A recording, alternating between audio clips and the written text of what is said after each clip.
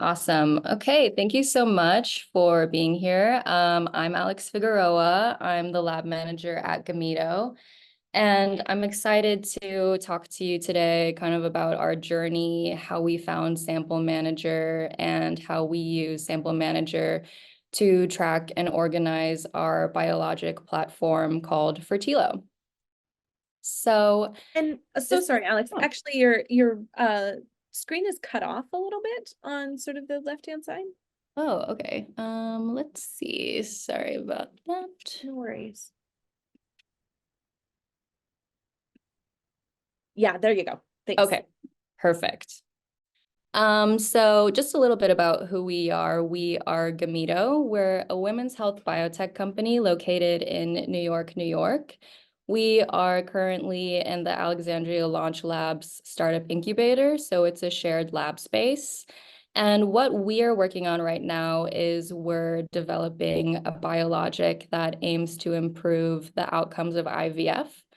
So this is called Fertilo, and this is just a little snapshot of all of the wonderful people I work with on our cell engineering team. Fertilo is kind of like the brainchild of our CSO, Dr. Christian Krammy's work while he was getting his PhD from the George Church Lab in Harvard. And then this is Bruna, who's currently leading our manufacturing team and our senior scientists, and then me. So this is just a small kind of snippet of our cell engineering team out of our whole company at Gameto. But what we're working on right now is Fertilo, which is this stem cell derived product that's been engineered into ovarian support cells. So these cells are then co-cultured with immature eggs or oocytes to create mature eggs, kind of to shorten a traditional IVF cycle. So what this can do is once we kind of recapitulate the way these oocytes mature outside of the body in a traditional IVF cycle in a dish and create mature eggs, we can then use those to create embryos or freeze them. And this will make kind of IVF and traditional egg freezing a shorter, safer, and more effective cycle. So comparatively, this is just kind of an overview that will be relevant for later on when I discuss kind of the way that we track our projects is that in a traditional IVF cycle, you see here that you get 2 weeks of daily hormone injections. This can be incredibly costly and has mental and physical side effects. So essentially, a patient receives 40 years worth of hormones in one cycle to mature the eggs. With Fertilo, you really shorten that burden. You undergo only 0 to 3 days of stimulation. These eggs are then retrieved and then co-cultured and matured outside of the body. So when I first started at Gameto, I think we moved into Alexandria in like 2021 or something like that. So 3 months after I came along as the lab manager, and this is just an overview of our workflow. Christian had already kind of developed the first prototype, so he brought that over from Boston, and the packaging and freezing was already done. We had like one lot that a really lean team of us were doing R&D. We're doing multiple experiments, and we were able to kind of fit all of the work that we were doing, considering they're in cryovials, in the shared space. So we had one chest freezer where we were allotted like 2 racks. We were able to fit 24 cryo boxes, and we only brought like 3 over. So in that sense, there wasn't this great need for tracking for organization because we were able to sort of do that, everyone individually for their electronic lab notebooks. So a formalized process didn't necessarily exist. And that was, of course, my job to implement down the road, but that burning need wasn't quite there yet. Fast forward to 6 months later, where we scaled up, and this became the new workflow. We ramped up our manufacturing considering, with all of the assays and all of the tests that we were doing on each vial, obviously we were going to run out of each lot, so we would have to manufacture a different lot. We expanded our team and we re-engineered our cells to create, a seed bank and then a working cell bank.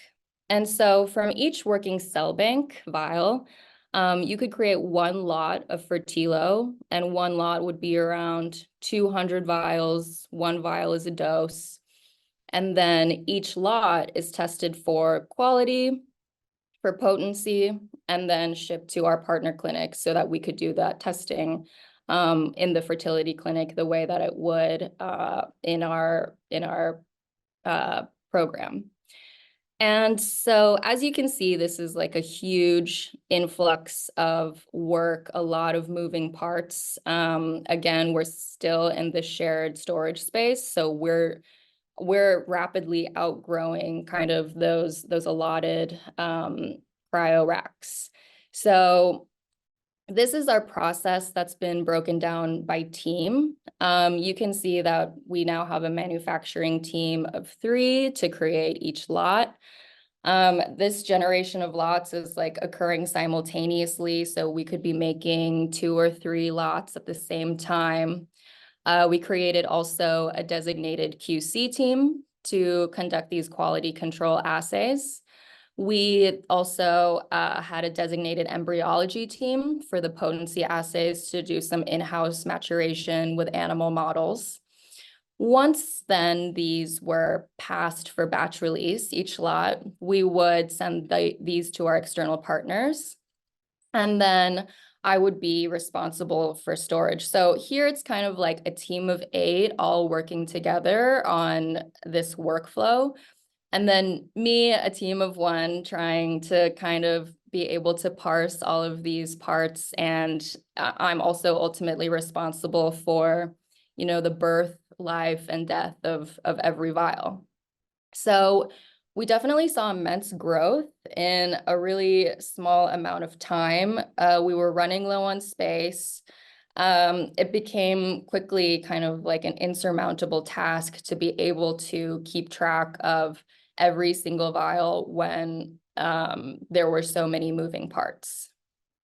So I was like, okay, I need to just figure out a solution. So the quickest one that I could come up with at that time was this spooky spreadsheet. This was adapted from my previous lab at an academic lab at NYU Langone. And so this is something that I was familiar with and was something that I could just quickly implement as a process to kind of track what was quickly and rapidly growing out of my purview.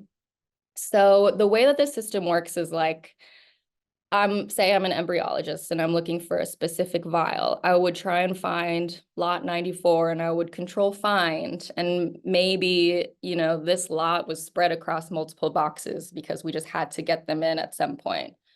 I would write like a little sticky note, look for the location in the vial, take it to the liquid nitrogen, open the box, and just like pray that it was there. Once I conducted my experiments, then theoretically I would, update the number of vials and location in the box, and then this kind of inventory spreadsheet would be up to date and live. As you can imagine, that never happened regularly. The sheet was never updated because this is a process that was just like too convoluted and too complicated for someone to complete rapidly. And we started to notice that there was a real concern regarding sample quality and degeneration while wasting time looking for vials. Maybe this isn't in the right place, or maybe like you wrote down and you can't read your own handwriting, so you're looking in tower 2 instead of tower 1. And this impacts, obviously, the life of a cryopreserved vial if there is a chance for thaw. Another issue that we were finding was that this was genuinely not good laboratory practice because we didn't have a clear audit trail of who took what to do what and when did they take it out. Um, and also just a team of 8 manipulating the same spreadsheet. It lived on Google Dropbox. And so if one person had it up, then the other person edited it, it wouldn't save. So this was just not a conducive solution. One of the ways that I tried to mitigate these issues was to take ownership of this liquid nitrogen spreadsheet and kind of create a checkout and check-in sheet for the scientists so that I would have sole, again, ownership of this inventory. But this was kind of a sticky situation because my knowledge of where the vials were was never working, was never live. With so many teams kind of working in tandem to check in, to check out, this inventory was immediately outdated. I tried to do like bi-weekly audits in order to find, the correct spaces, the correct locations, all of the storage that we could have. And it just wasn't sustainable. And this was even an issue that was brought to upper management because it was creating such a roadblock for lab management, for a scientist, for a manufacturing team, that this quickly, like during our growth phase, was like, we need to find an issue or a solution, and we need to find it fast. And for those who are familiar with the startup environment, the most important resource is time, and then the second is money. So I was like, I gotta get this done. What I ended up finding was I was kind of like trying to find something again that was really like streamlined and super cost effective and fast and easy to use. This is a screenshot of something that we were already onboarding for our ELN. This took like 3 months of implementation time for the scientists to use, like to be trained on, not even including the software customization on the back end and the programming on the back end.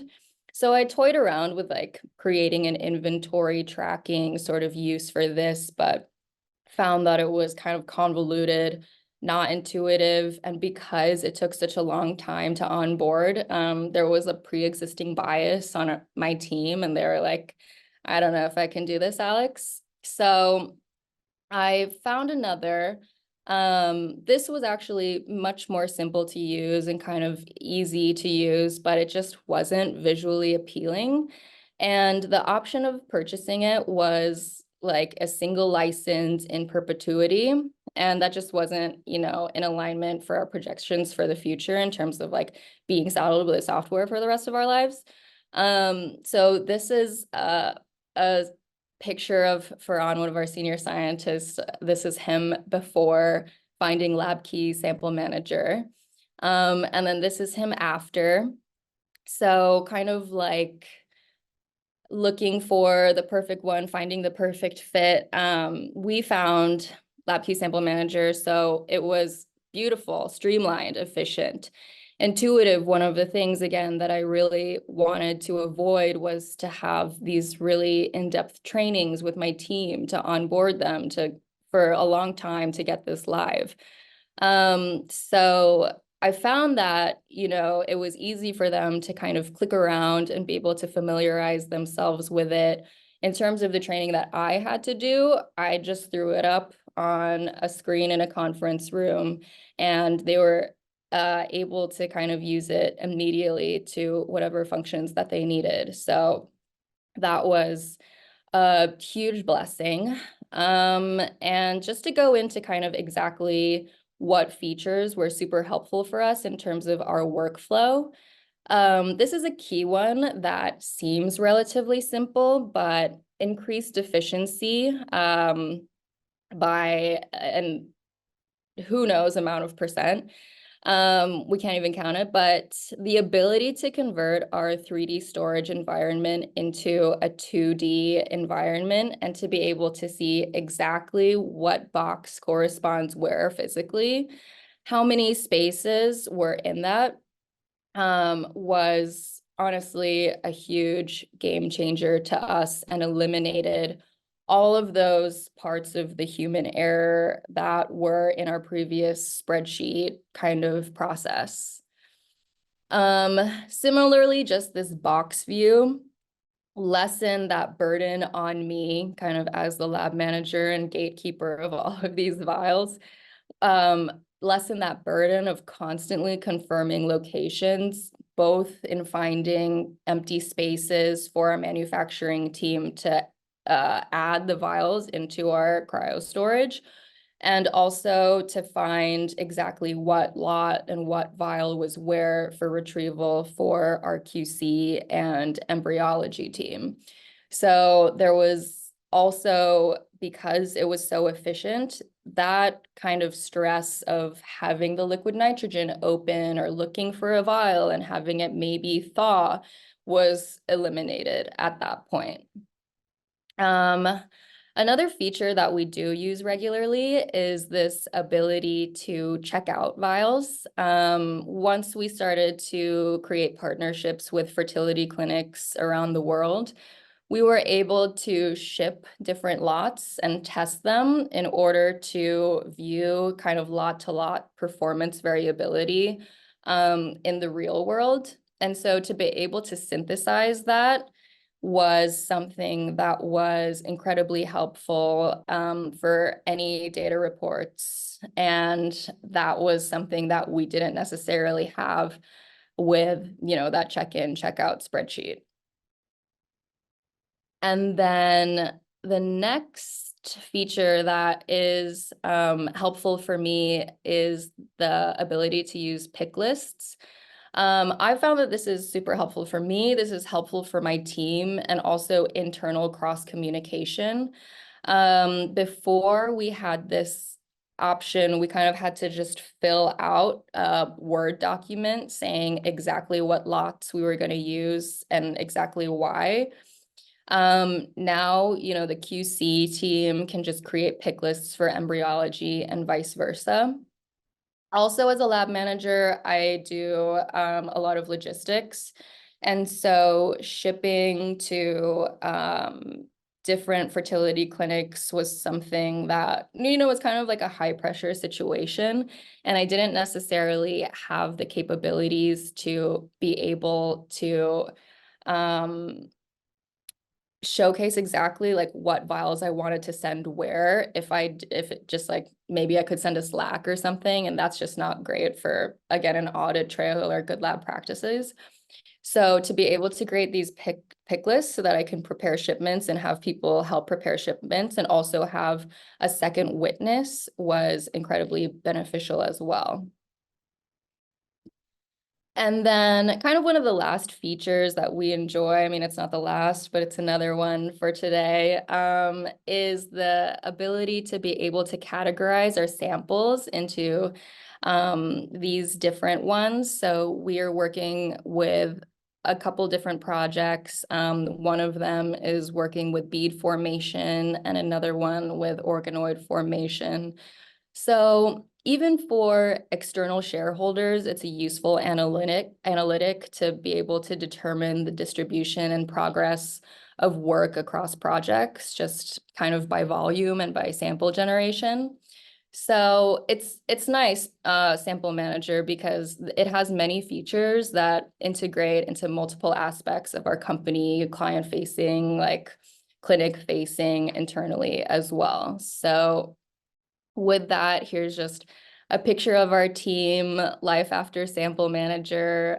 In general, we found that it's a really streamlined, easy to use, quick to use, affordable program, and the capabilities are always growing. I find that sometimes when I'm using it, I'll think of something that I wish it had, and then like a month later, I'll get an email just saying that it has updated and that it now has that feature. So that's something that I really value. And I'm excited to continue working with Sample Manager for wherever our company goes in the future. So thank you so much. And if there are any questions, happy to take them. Absolutely. Thanks so much, Alex, for a great presentation. I feel like every one of us can relate to the spooky spreadsheet. So